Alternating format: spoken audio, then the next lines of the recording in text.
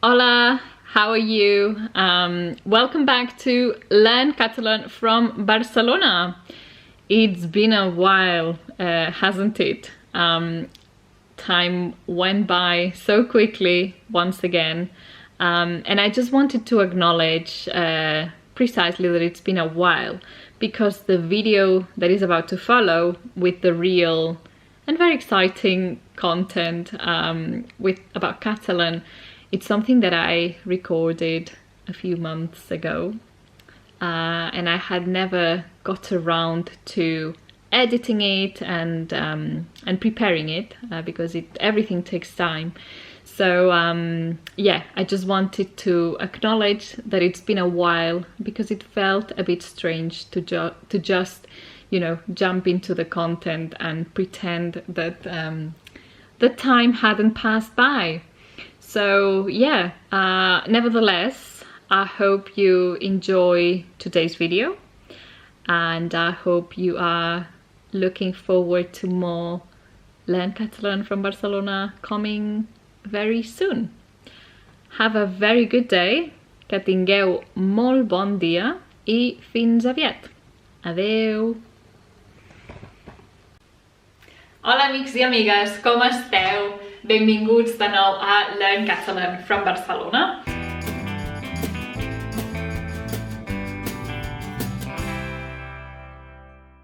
How are you? I hope you're doing well and that are looking forward to some more Catalan. So for the video today we have a little bit of grammar, but it's actually a question that I got several times, and there seems to be a bit of a mystery confusion between the verb tenir, which literally means to have, and haver, which is an auxiliary verb that does not have a specific translation in English because it's empty of meaning. So it has no meaning, and basically the only way we use it is together with another verb. So that's the purpose of the video today, to have a look at these two verbs, to understand when we use one, when we use the other, and it's going to be a piece of cake, I promise. Somi? Let's start with the conjugation of the verb tenir.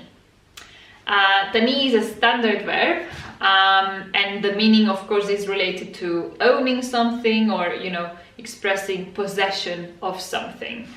Tenir is used as a normal verb. You just need to learn the conjugation, which is irregular, by the way, and then you use it as you would say in English. So, for example, I have a sister, tinc una germana.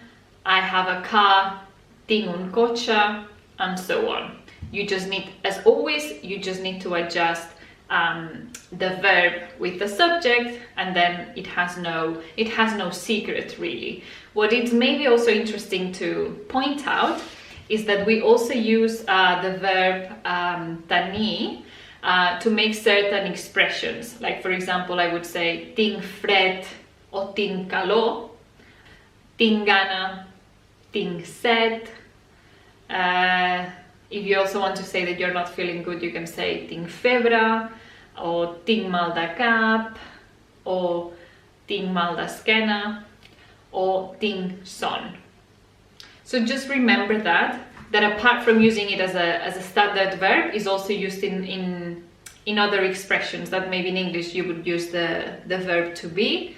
Like, I'm hungry, I am hungry. You could also say I have hunger, but it's not so common. So just remember that in Catalan we also have some expressions, and when we make those expressions, then we also use the verb to have. But this obviously comes with practice, so you just have to get familiar and learn those expressions somehow. Now, let's have a look at the verb haver. I don't know if some of the confusion actually comes because the spelling is almost as have or to have in English, but basically haver in Catalan and haver in Spanish is an auxiliary verb, so that means it's empty of meaning. And if you want to give a meaning to a sentence, then you always need another verb, because otherwise it means nothing, and it's like the sentence is unfinished, and you would be waiting for the other person to say actually something. Let's have a look at a couple of uses for haver in Catalan. So as I said, it's an auxiliary verb, so it's used in combination with a verb that has a meaning, and with having a meaning, I mean like buying something or doing something and so on. So that means haver is very often used in compound verbal tenses. So for example, el perfet d'indicatiu, which is a past tense which refers to a very recent past. So for example, if I wanted to say, this morning I had cereal for breakfast, I would say, aquest matí he esmorzat cereals. Aquest matí he esmorzat cereals. E is the conjugation of the verb haver for jo in first person of singular. I esmorzar is the verb that actually has meaning, which is to have breakfast.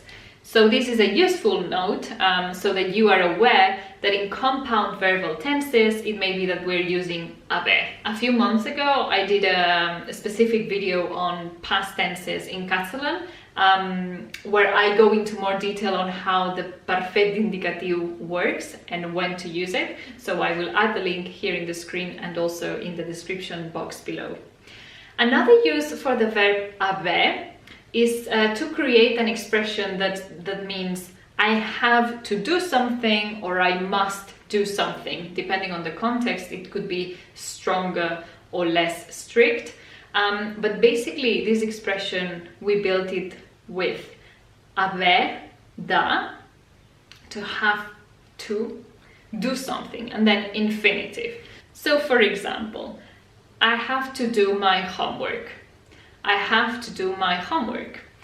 He de fer els deures. He is haver, conjugated. Then we have the preposition de, which is part of this expression, let's say, and then fer, which is to do or to make, and then els deures, homework. So this is a super easy expression to use, because basically you just need to learn the conjugation of the verb haver, and then you know that you have the preposition da, and then it's followed by an infinitive. So super easy to use. This was an example in present, but then it's super easily used as well for past, future, conditional, and so on. So for example, in past it would be havia de fer els deures. Havia de fer els deures. So for example, you can say, when I was young, I had to do my homework. Quan era petita, havia de fer els deures. You can also use it in future. Quan sigui més gran, hauré de fer els deures. When I am older, I will have to do my homework. Or you can also have it in conditional. I would have to do my homework is hauria de fer els deures. So that's it, super easy and straightforward. And then to finalize, I also wanted to talk about haveri. Haveri. Haveri is the combination between haver, which is the auxiliary verb we just had a look at, and the pronoun I. We can use this, for example, when we want to say there is or there are. So for example, if I say there is a car or there are several cars, in Catalan you would always say hi ha. So basically we use it for both singular and plural. Hi ha un cotxe. Hi ha un cotxe, singular. O hi ha molts cotxes. Hi ha molts cotxes. That's plural. So basically the number is not relevant to this expression, and that means that you can use it for both singular and plural. It also happens in Spanish with the word I. I would be the translation of ya, and it also never changes. It always remains the same. You will see that ya, these are two separate words when we write it down, but when we're talking, we pronounce it as one, really, ya. And then again, we would use this very same expression in past, future, conditional. This was present, there is, there are. For past, meaning there was or there were, we would say hi havia un cotxe or hi havia molts cotxes.